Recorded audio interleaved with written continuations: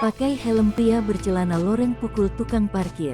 Polresta Banyumas sudah mengamankan pria bercelana loreng yang diduga menganiaya tukang parkir di Desa Karangati, Kecamatan Kemranjen, Kabupaten Banyumas, Jawa Tengah. Video penganiayaan tersebut viral di media sosial.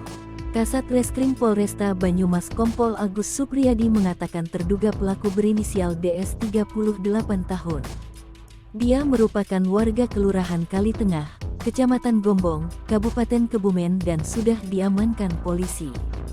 Agus menjelaskan, peristiwa tersebut terjadi di depan sebuah konter HP di Desa Karangjati pada Senin, tanggal 15 Mei tahun 2023, sekitar pukul 16 waktu Indonesia Barat.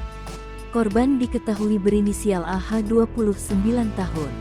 Awalnya AH menegur dua orang yang sedang berbincang di atas motor untuk memarkirkan kendaraannya dengan benar. Pasalnya, motor itu mengganggu pengguna jalan yang melintas. Namun keduanya justru terlibat cekcok. Terduga pelaku lantas menarik AH ke dekat konter dan memukuknya dengan helm. Setelah sadar, korban melaporkan peristiwa itu ke Mapolsek Kemranjen. Korban mengalami luka memar di bagian kepala sebelah kanan.